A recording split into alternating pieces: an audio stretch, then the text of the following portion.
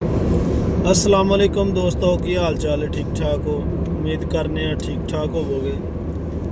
ਅੱਜ ਅਸੀਂ ਜਾ ਰਹੇ ਸਾਂ ਫੈਸਲਾਬਾਦ ਪ੍ਰੋਗਰਾਮ ਤੇ ਭਾਈ ਬਿਲਾਲ ਦੇ ਨਾਲ, ਤੇ ਰਸਤੇ 'ਚ ਮੂਡ ਬਣ ਗਿਆ ਕਿ ਜੁਮੇਰਾਤ ਤੇ ਸੈयद ਵਾਰਿਸ ਸ਼ਾਹ ਸਾਹਿਬ ਉਹਨਾਂ ਦੀ ਦਰਗਾਹ ਤੇ ਸਲਾਮ ਕਰਦੇ ਜਾਈਏ।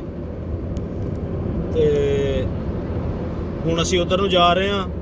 ਤੁਹਾਨੂੰ ਇਨਸ਼ਾਅੱਲਾ ਜੁੜੇ ਰਹੋ, ਇਨਸ਼ਾਅੱਲਾ ਤੁਹਾਨੂੰ ਮਜ਼ਾ ਆਏਗਾ। ਅਸੀਂ ਤੁਹਾਨੂੰ ਦਰਬਾਰ ਸ਼ਰੀਫ ਦਾ ਪੂਰਾ ਜ਼ਿਆਰਤ ਵੀ ਕਰਾਵਾਂਗੇ ਔਰ ਤੁਹਾਨੂੰ ਵਿਊ ਵੀ ਪੂਰਾ ਵਿਖਾਵਾਂਗੇ। ਸਾਡੇ ਨਾਲ ਬਾਬਾ ਜੀ ਨੇ, ਬਾਬਾ ਜੀ ਵੀ ਸਾਡੇ ਨਾਲ ਨੇ ਜਨਾਬ। ਚੱਲੇ ਆ ਜੀ ਜੈਪੁਰੇ। ਵਾਹ ਜੀ ਵਾਹ, ਪੀਰ ਵਾਰਿਸ ਸ਼ਾਹ ਦੇ ਦਰਬਾਰ ਤੇ। ਵਾਹ। ਫਿਰ ਉੱਥੋਂ ਹੋ ਕੇ ਜਾਣਾ ਅਸਾਂ ਫੈਸਲਾਬਾਦ। ਅੱਛਾ ਜੀ।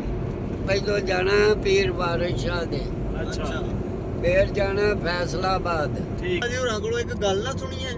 ਬਾਬਾ ਜੀ ਹੋਰਾਂ ਕੋਲੋਂ ਉਹ ਗੱਲ ਸੁਣੋ ਜਿਹੜਾ ਇਹਨਾਂ ਨੇ ਦੇਗਾ ਪਕਾਈਆਂ ਸਾਡੇ ਇੱਕ ਜਗ੍ਹਾ ਤੇ ਬੜੀਆਂ। ਉਹ ਜਿੱਥੋਂ 500 ਤੇ ਇੱਕ ਪਕਾਈ ਸੀ ਬਾਬਾ। ਨਹੀਂ, ਹਾਂ, ਉੱਥੇ ਹਣ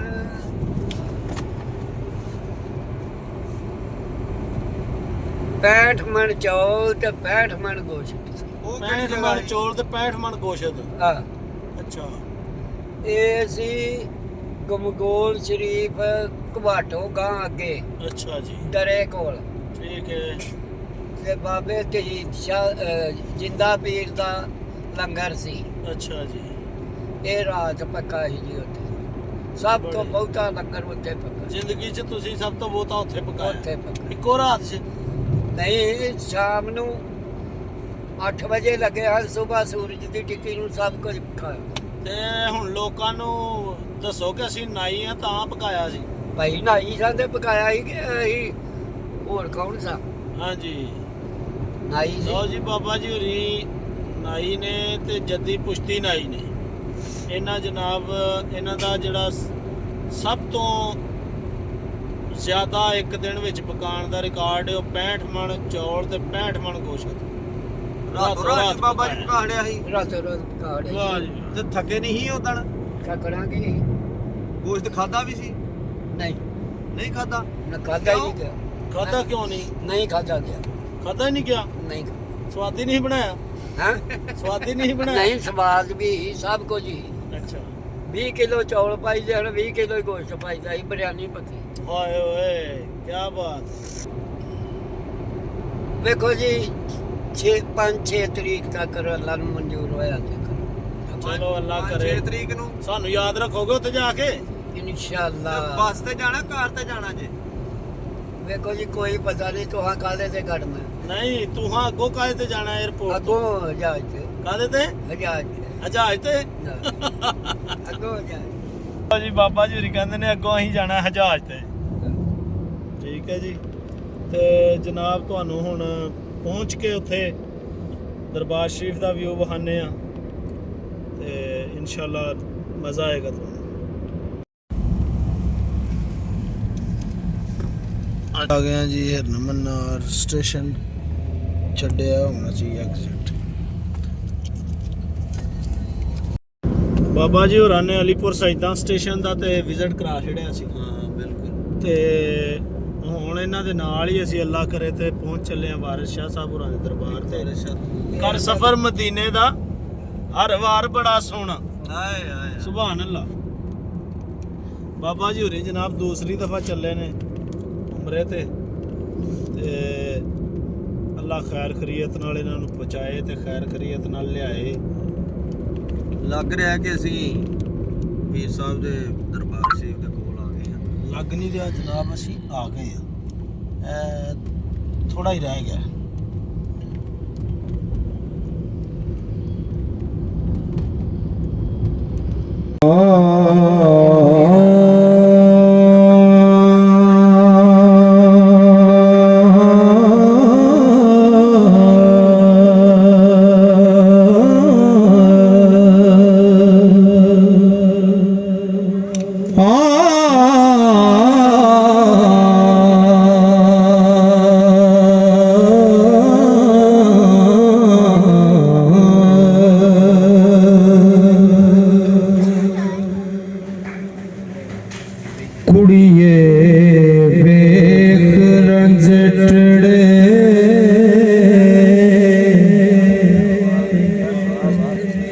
सच कीता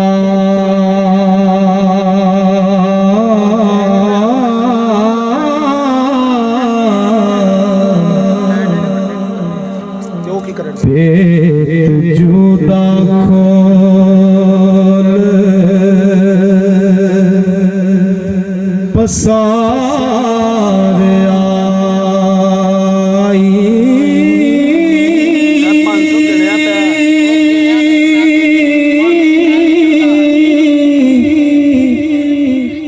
मंसूर ने इश्क दा पेत दिता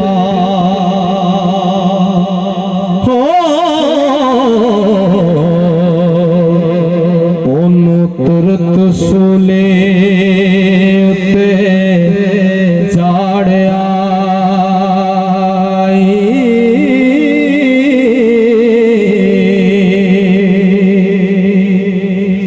रस्म इस जहान दी चुप रहना मुँह बोले सोई मार आई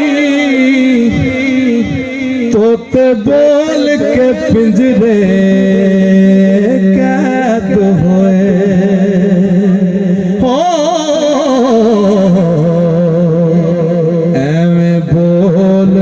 अगन सवार आई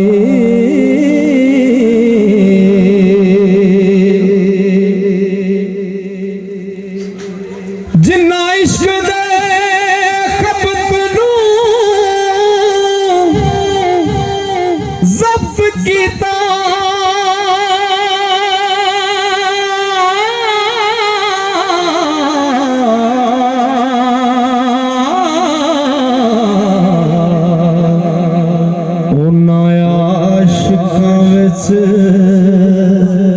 पुकार आई आशिक हो जिस इश्क इजहार कीता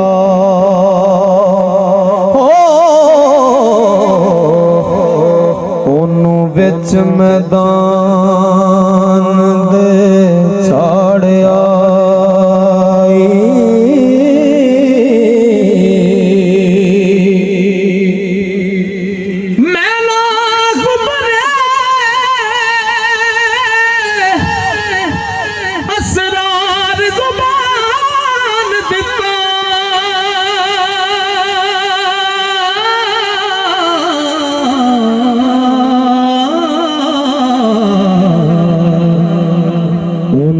कफस च बंद कर मार आई कुंबीज निशा शम्स के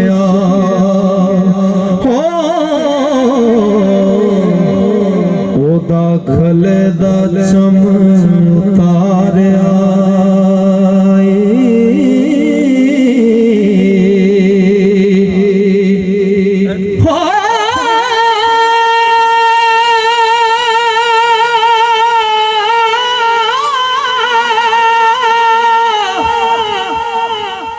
यूसुफ